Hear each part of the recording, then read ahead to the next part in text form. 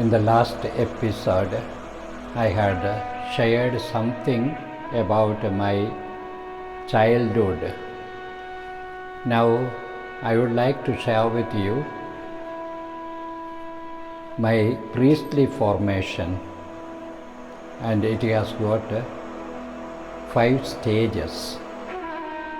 First stage is the apostolic school, second stage is minor seminary, third stage is novitiate, fourth stage is philosophy, and fifth stage is theology. Now, with regard to the first stage, apostolic school, I did it in SPS, that is St. Peter's Seminary, Banjanagar. St. Peter's Seminary was a complex institution. There were apostolic students and there were minor seminarians. It was also the only seminary for the diocese as well as for the congregation. So the diocesan students were there, and also the seminarians of the congregation were there. There were boys from Orissa and also from Kerala. We lived all together and we did our course together. For apostolic students, 3 batches of students the fathers brought from Kerala. The first batch there were 10 students, the second batch there were 7 students, and the third batch there were 3 students. Together with those boys brought from Kerala, there were also boys from Orissa studying in the school. Those who passed class 7, so class 8, 9 and 10, we did in Banjanagar. Those who came from Kerala, they had to spend 1 year to study Oriya, and those who were from Orissa, they joined us and we went to the school. The year 1962, I passed out from the school, and that way I ended my apostolic student life. Then started the minor seminary. So the minor seminary was especially consisting of 2 years of Latin study. So we studied Latin, and we were, after that studies, we were supposed to go to the novitiate. But the fathers selected me and Father James Palayur, 2 of us, to go to the college and do our PUC, pre-university course. So that was 1 year course, and that's by cycle we went to the Banjanagar college, which was newly started.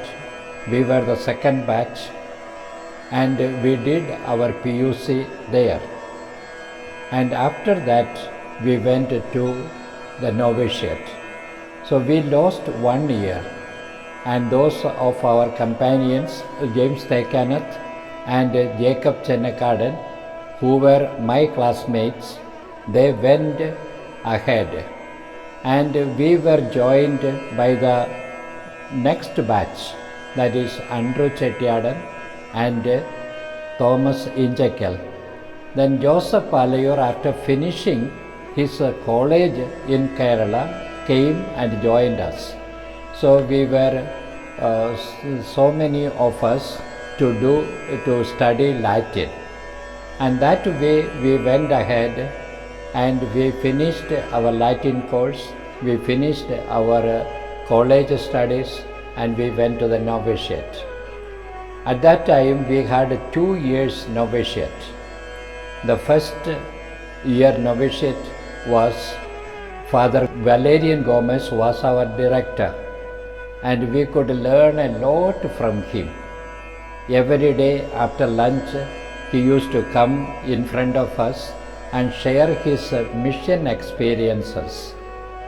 And that was a wonderful experience for us. If we are a missionary today, that is part of that inspiration we got from Father Gomez. And he was a wonderful missionary. And he has converted so many souls so that we could follow his steps is a great blessing. So after the first year of novitiate, he was transferred and Father Amador Marcos came as our director. And he was also a dynamic person, and we completed our novitiate under his direction. And in 1965, I made my temporary incorporation. That is the first profession. And that way I became a member of the congregation, and I got a cassock to put on, and we continued our studies. The next stage of my formation was Aquinas College in Gopalpur. There was a lady called Mrs. Armstead, an English lady, whom we served when we were in novitiate. I used to take care of her, and when she died, her daughter presented that house and property to the congregation. And Father Thomas Thottamkara, who was the provincial, decided to start philosophy there. So we were the first batch to start Aquinas College, and that was an old house, the house that was our philosophy. And Father Joseph Moolen was our rector. Father Michael Kurikattu Chalil was the vice rector. They remained in one room, and the other room, all of us, 5 of us, we remained, and so we started our philosophy course. And it was mainly cleaning up the compound, arranging the house. So that was our main work. But at the same time, we had our philosophy course also. Fathers from St. Vincent's, Primitivo Garcia, he was coming and taking classes for us, and these 2 fathers took classes for us. So that way we finished the 3 years course of philosophy. And then the following batches started coming, our number increased, and some way or other we got settled in Aquinas College. After the Aquinas College, after finishing philosophy, we went to Kerala, a Pontifical Seminary there in Alway. We did our theology.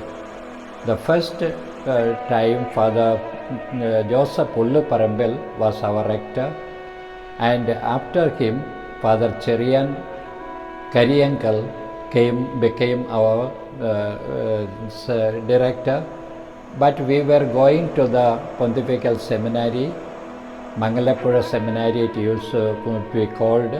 There we completed our theology.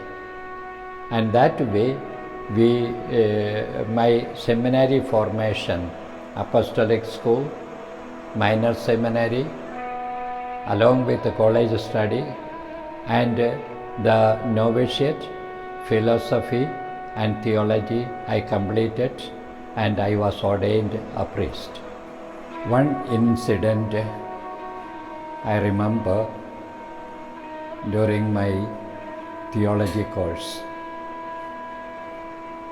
Our seminary is attached to a chapel where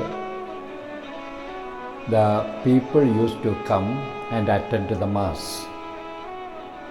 And it was also a training for us in our pastoral life. UC College being very close by, the professors and students used to come to attend the Mass. So Father Cherian was very particular about the homily that we preach in the church.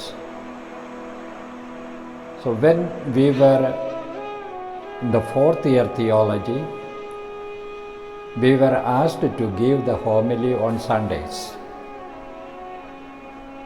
We had to write every sentence of it, present to the Father. He will go through it, make the necessary corrections, and we are supposed to speak only what is approved. But sometimes I used to speak spontaneously, looking at the people. And one Sunday it happened that I spoke, and somebody reported, this brother is speaking nonsense in the church. So Father Cherian called me to the office. The first thing he told, kneel down. I knelt down. And then nearly for half an hour he showered scoldings upon me. And the last sentence he told was, the gate is open, you can go home. I came to my cubicle, cried for some time, and I packed all things. And Brother Xavier Thottamkara was in the next room. I went and told him, I am going. He asked me, where are you going? I said, I am going home. And he asked, why? Then I narrated everything, and then he told, it is not you who has to go, it is the rector who has to go. And we were 16 of us in that seminary. Except one, 15 of us wrote a memorandum to the provincial saying that if you don't change the rector, we all of us are going out. And the provincial took into consideration our memorandum, and the rector was changed. And we were very happy. But later on, when I went to the mission, I understand how God is preparing us for our future life. I was a chicken-hearted person. For nothing I used to cry and feel bad and all like that way. I was a tender person. And God had to make me rough and tough for the mission. So He brought a person to form me for my future career. At that time I never knew it. But later on, when I went to the mission and I had to face a lot of problems, then I realized how much this rector has contributed to my life. And when I had some difficulty, I was about to give up, it was he who encouraged me and told, Father, never give up. And if needed, I will come and support you, I will help you. So that way I realize that sometimes people who may be rough with us are purposely sent by God for our future goodness. And that way sometimes we don't realize it. And that way we find that the great contribution that person has done in my life I can never forget.